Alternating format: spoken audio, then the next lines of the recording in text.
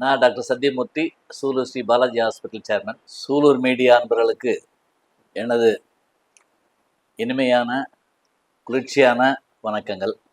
ஏன் இந்த குளிர்ச்சியை சொல்கிறேன் அப்படின்னா, இங்கே கோயம்புத்தூர் பொறுத்த வரைக்கும் பிப்ரவரி மாதத்துலேயே கொஞ்சம் வெயில் ஆரம்பிச்சிடும். அது ஜூன் வரைக்கும் மே எண்டு வரைக்கும் போகும். ஜூனில் ஒரு மழை பெய்யும், அப்புறம் மாறும். சென்னை மற்ற பக்கம்லாம் பார்த்திங்கன்னா அது கடுமையாக இருக்கும். ஜூலை வரைக்கும் கூட அது எக்ஸ்டெண்ட் ஆகும் சில சமயம். அப்படி ஒரு ஒரு ஹாட்டான சமயம். அதனால் குளிர்ச்சியான வணக்கங்கள் உங்களுக்கு சொல்லிட்டேன். ஒன்று. ரெண்டாவது, இந்த இந்த ஹீட்டை ஜமாளிக்கிறதுக்கு என்னென்ன பண்ணணும், என்னென்ன இதை நம்ம எதிர்கொள்ள என்னென்ன நம்ம செய்ய வேணும் அப்படிங்கிறது ஒன்று இருக்குது. ஸோ அதெல்லாம் நீங்கள் தெரிஞ்சுக்கணுங்கிறதுக்காக சின்ன ஒரு என்னுடைய உரை. ரொம்ப சந்தோஷம். இப்போது நம்ம இந்த ஹீட்டுனால நம்ம உடம்புல ஒரு 3 விதமான மாற்றங்கள் ஏற்படும். ஒன்று ஹீட் கிராம்ப்ஸ்ன்னு சொல்லுவாங்க. ஸோ உடம்புல தளர்ச்சி ஏற்படும், வலி ஏற்படலாம் சில சமயம். சில கிராம்ப்ஸ்ன்னு சொல்லுவாங்க, பிடிப்பு, அந்த மாதிரிலாம் ஏற்படும். ரெண்டாவது எக்ஸாஷன். ரொம்ப இந்த ஹீட்டை வெயில் இருக்கனால எக்ஸாஷன்னா நம்ம ரொம்ப தளர்வடைகிறது.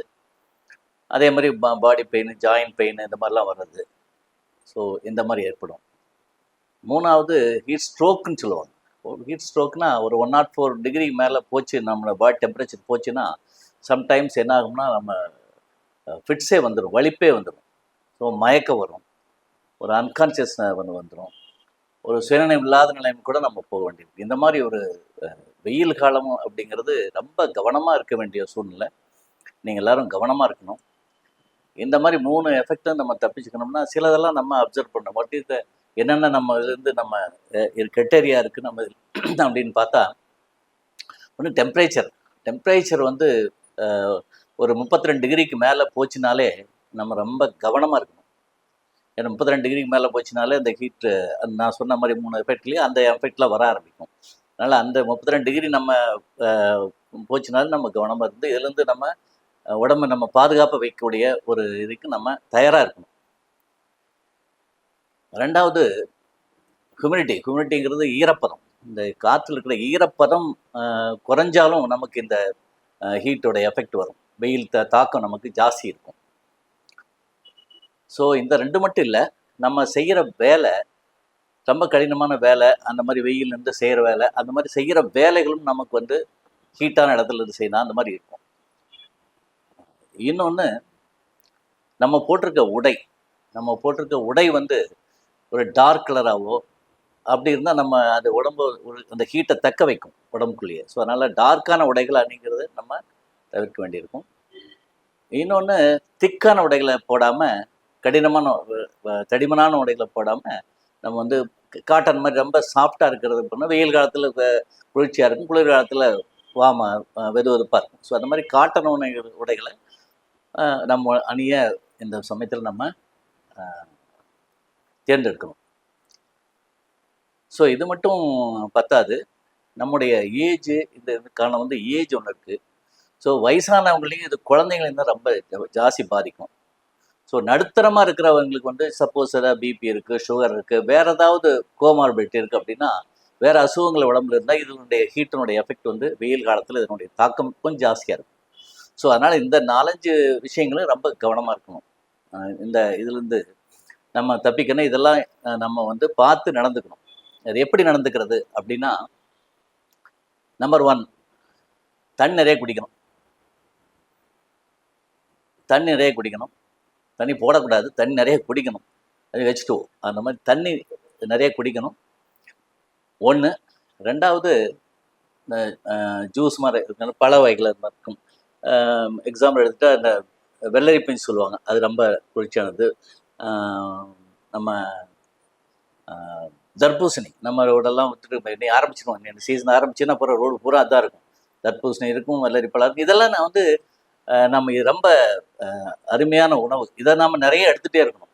ஸோ ட்ராவலிங் போகிறோம், வெளியில் போகிறோம், அங்கே பார்த்தோம், இதெல்லாம் நம்ம போகும்போது இருக்கணும். வீட்லேயே மத்தியான நேரத்தில் இதெல்லாம் நம்ம யூஸ் பண்ணணும். நம்ம உணவுகள் இதெல்லாம் சேர்த்துக்கணும். வெயில் காலத்தில் கண்டிப்பாக அவசியம். ரெண்டாவது, நம்ம போடுற உடை, நான் இப்போ முதலே சொன்னேன், நம்ம காட்டன் உடைகளை அணிஞ்சு இதுலேருந்து நம்ம தப்பிச்சுக்கணும். ஸோ இதுக்கு மேலேயும் அந்த இது மாதிரி நான் சொன்ன முதல்ல 3 சொன்னேன் இல்லைங்களா, அந்த மாதிரி ஹீட் ஸ்ட்ரோக்கு அந்த மாதிரிலாம் வரும்போது நம்ம கவனமாக இருக்கணும். இந்த மாதிரி இருக்கிற சமயத்தில் உடனே டாக்டர் அணுகி நம்ம என்னென்ன வைத்தியம் பண்ணணுமோ அதெல்லாம் பண்ணிக்கணும். குழந்தைகளும் பெரியவங்களும் ரொம்ப ஜாக்கிரதையாக இருக்கணும். ஸோ அது மட்டும் இல்லை, நம்ம வந்து சரியான உணவுகளை தேர்ந்தெடுத்து சாப்பிடணும். நம்ம தண்ணி நிறைய குடிக்கணும். முதல் first of all where to take plenty of water. அது ரொம்ப முக்கியம். நீங்கள் எது கிடைக்கலையோ அட்லீஸ்ட் நீங்கள் தண்ணி கிடைக்கணும். அதே சமயம் செய்கிற நேரம் வந்து ஒரு இடத்துல வேலை செய்கிறீங்க, கண்டினியூஸாக வேலை செய்யாமல் கொஞ்சம் ஹாட்டான இப்போ சப்போஸ் நீங்கள் ஒரு ஹீட்டான ஒரு மெஷின்குள்ளே ஒர்க் பண்ணுறீங்க, அதில் ஹீட் வரும். இல்லை ஹீட்டான நம்ம செய்கிற இடமே ஹீட்டாக இருக்கும். அந்த மாதிரி இருக்கும்போது கொஞ்சம் நம்ம வேலையிலேருந்து கொஞ்சம் ரெஸ்ட் எடுத்து திருப்பி அந்த வேலையை செய்யும். ஒரே அடியாக கண்டினியூஸாக நம்ம ஸ்டெர்னஸ் டியூட்டி ஆகாது. ஸோ இது ரொம்ப முக்கியம். ஸோ நம்ம வந்து தண்ணி குடிக்கணும், நம்ம ஸ்டெர்னஸ் டியூட்டி அந்த செய்யக்கூடாது. ரொம்ப இருந்தாலும் கொஞ்சம் ரெஸ்ட் எடுத்துகிட்டு நாம் பண்ணணும். ஸோ இது போக நம்ம கவனமாக நம்முடைய உடைகளில் கவனமாக இருக்கணும். ஸோ இந்த 3 ரொம்ப முக்கியம். அதுபோக வயசானவங்களுக்கு குழந்தைங்க வந்து உடனே ரொம்ப கேர்ஃபுல்லாக பார்த்து நம்ம அதுலேருந்து ரொம்ப இந்த மாதிரி சுச்சுவேஷன் நம்ம ஆளாகாமல் நம்ம தப்பிச்சுக்கணும். ஸோ இது மாதிரி நிறைய இந்த வெயில் சீசனில் நிறைய நீங்கள் ரோட்டில் பார்க்கலாம். நிறைய தர்பூசணி அது இது நிறைய இந்த குளிர்ச்சியான பழம் தான் நிறைய கிடைக்கும். நீங்கள் வெளியில் போனீங்களா, நீங்கள் அவுட் சைடு போகிறீங்க, இப்போ நம்ம எல்லோரும் போகிறோம், ஒரு ஊட்டிக்கு போகிறோம், கொடைக்கானல் போகிறோம், சில பேர் காஷ்மீர் போவாங்க, சில பேர் சுவிட்சர்லாந்து போவாங்க. இந்த மாதிரி அவங்க வசதிக்கு போவாங்க. ஆனால் நம்ம இருக்கிற இடத்துலையே நம்ம குளிர்ச்சியாக இருக்கணும்னா நம்ம இதெல்லாம் நம்ம செய்ய வேண்டியிருக்கும். கண்டிப்பாக நீங்கள் அந்த தண்ணி நிறைய குடிக்கணும். ஃப்ரூட்ஸு நான் சொன்ன மாதிரி ஃப்ரூட்ஸ் ஐட்டம் சாப்பிட்டுக்கணும். கொஞ்சம் அந்த ஹீட்லேருந்து கொஞ்சம் எவே ஃப்ரம் ஹீட்ஸ் அப்படி இருக்கணும். ஏதாவது இதுக்கு மேலே உங்களுக்கு உபாதைகள் இருந்தால் உடனே பக்கத்துக்கு டாக்டர் அணுகி அவங்களுக்கு என்ன ப்ராப்ளமோ அதை பார்த்து அதை சரி பண்ணிக்கணும். இதெல்லாம் ரொம்ப முக்கியம். வெயில் காலம் ஜாக்கிரதையாக இருங்க, சந்தோஷமாக ஹாப்பியாக இருங்க.